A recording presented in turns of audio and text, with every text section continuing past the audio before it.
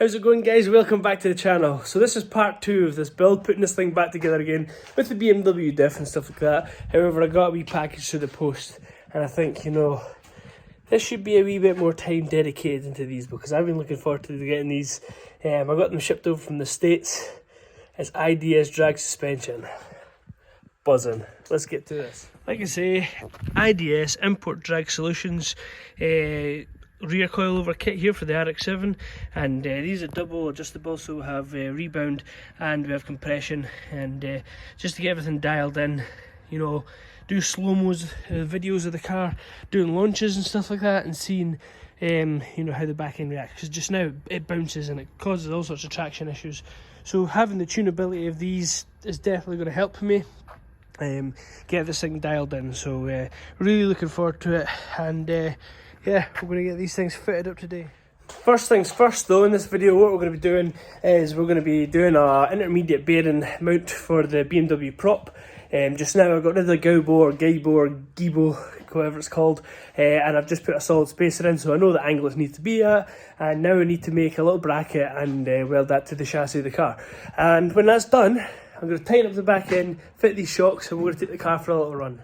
Now the car is going to be a little bit strange just now because the diff on the back of it, like I say, is not supposed to be on it, so I'm going to have to play with some corrections and stuff like that in the Max ECU to make sure it's pretty much dialed in, launching and stuff like that as well.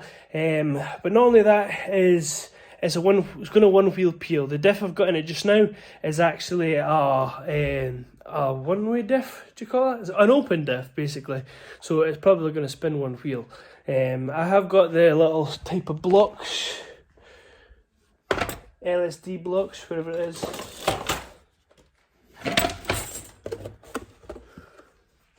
Nowhere to be seen, but I have an LSD block there, which is like a block with springs in it, and you basically grind away the wee tabs and it springs open and it pushes against the two planetary gears, which kind of works as an LSD, and they do work to a certain degree, so I might stick one of them at some point, but for now I just want to get out there and take it for some runs and dial in a little bit more. So we're underneath, as you can see the old mounts over there, and this is the new ones. I've got this in place, going to weld that one up there. I started welding that one up there, just a few sort of wee welds, hard welding upside down, but that prop will be up nice. So then once that's done, I'll take out my spacers, put the rubber back in, and I need to do this here, the handbrake cables at the top there, and then, you know what, that should be it. So yeah, so I'll get this welded up just now on this side, just using a bit of steel off the deck to push it into place, and then we'll get some tacks on it. But yeah, I'm very happy with how it's turning out, so solid. Right, so we're all on. Melted that onto there, props on. That's the number I'm using of the prop. I think it's off a E46 33D. I can't remember if it's alt or manual. I think it's 6-speed manual actually. So that's all on. I just need to tighten up these two bolts, and that's it done. Oh, I might need to tighten up this ones actually, make sure they're tight. Right, so I'll show you basically the assembly of these. I don't know if this is the right way or wrong way, it's just the way I'm going to do it. Like I say, you can follow the instructions if you like, but to be honest, it's pretty much self-explanatory. So probably one of the most difficult parts, and it's not even that difficult, is as you can see here, there's little rings in there, and there are little C-clips that go inside there. The way I done it was actually I just put a C-clip in before I actually put the spherical bearing in. But yeah, we'll get to that in a wee second. So first things first, I live in Scotland. It's always like raining, damp, a lot of salt in the roads and stuff during the winter, because I still drive my car during the winter. As you can see, the rusty brakes, and so I'm going to be using grease on these things, just give them a coat of grease just to try and give a little bit of weather protection. So yeah, what I'll do is I'll slather up these grease, these threads, and we'll start off with the very first one, which is this piece here. You can see a step in it, and this step I'm going to have facing up the way, so I can lock the two rings together. It's basically a lock ring for the actual spring itself. Really nice piece of kit. Like, check the quality on this stuff. These guys, I paid full price. I didn't do any discounts, didn't do anything like that. I didn't say, oh, I've got a YouTube channel or nothing like that. I believe in paying for, you know, quality stuff like this, and I've had a wee play with the adjustability of the rebound and compression, and it's a good wide range, so it's really going to help with this no prep racing I'm doing. So yeah, lovely piece of kit. Look at that. So first things first, a wee bit of grease on here and wing this nut down. So now fully greased up these shocks, and like I say, I've absolutely cluttered it on. You can see that little ring here as well. I've actually greased below it and above it as well. The spring will naturally be sitting on this. So this is 400 pound springs, which I think equate to around about 7 kilograms if you work in the metric system. And what I'll do is I'll stick a bit of grease around here as well, and just on the inside, just grease everything to give it a little bit of corrosion protection. And then this basically goes in, scoops in and clips around there, and this basically seats the spring and holds it all central nice and tight. Like that. Sorted. And now I can just spin this up a wee bit, take it up a little bit of tension, and obviously I'll need to preload them and set the heights. But yeah, next thing, onto this top piece here. So as you can see here, I've got the spherical bearing, oh, not the bearing in, but the circlip. This here is the spherical bearing, and that just pops straight in there. Just probably put a little bit of grease in this as well, just to keep everything lubed up and everything nice, and a wee bit of corrosion protection again, as I say. And then this piece here just slides straight in like that. Then this next one, that goes in as well, so just use your circlip pliers like that. And so I'll clip that in a second, and then finally it's just this sleeve here, it just pushes in like that. So again, I'll grease this up also.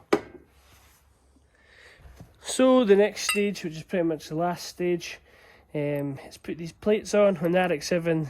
You have 3, and this one here faces in the inside. So basically, you know, the bearing will turn itself, the shocks can turn themselves, and you have nuts and washers.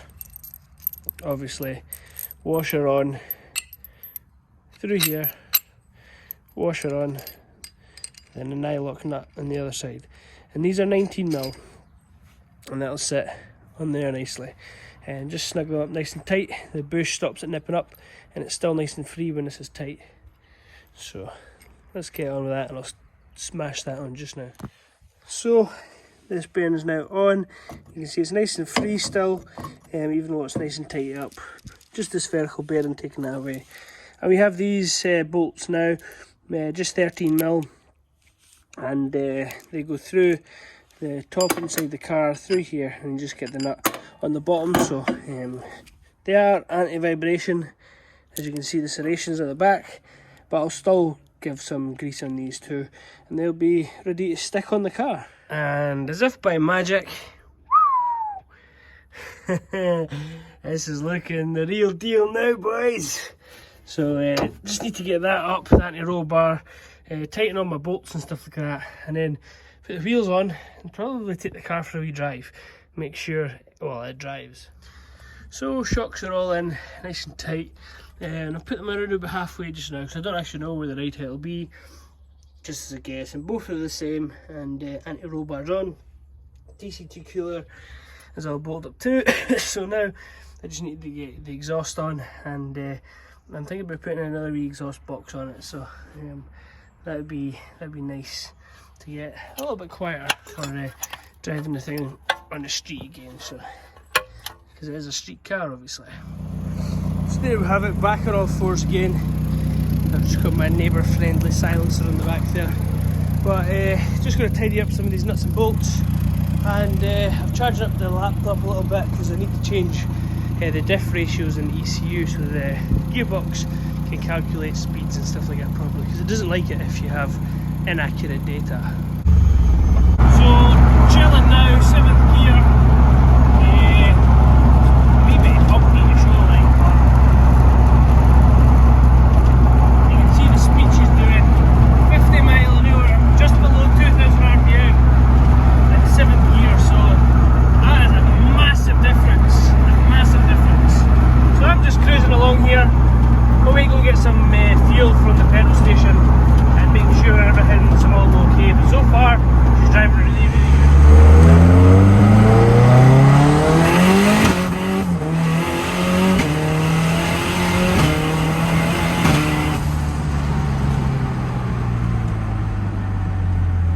One wheel peel is inevitable, and it happened.